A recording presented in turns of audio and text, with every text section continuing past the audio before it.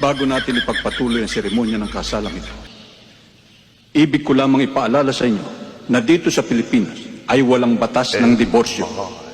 Dito, ang kasal ay tanikalang gagapo sa inyo habang buhay at tanging kamatayan lamang maaaring lumagot nun. Parang may laman mo ang sinasabi niyo.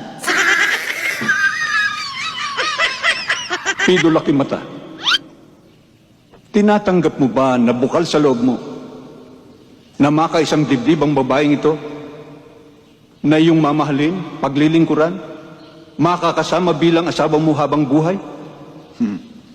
Opo, Padre. Dida Romulo, tinatanggap mo ba na maluwag sa iyong kalooban na makaisang dibdib ang lalaking ito at ikaw'y nangangako na kayo'y magsasama sa tuwa at lungkot, sa hirap at ginhawa habang buhay? Opo, Padre. Inuulit ko, tinatanggap mo ba makaisang dibdib ang lalaking ito na hindi ka matatakot, mahihiya o magsisisi man lang habang buhay? Opo talaga, Padre. Wow. Ikaw ang bahala.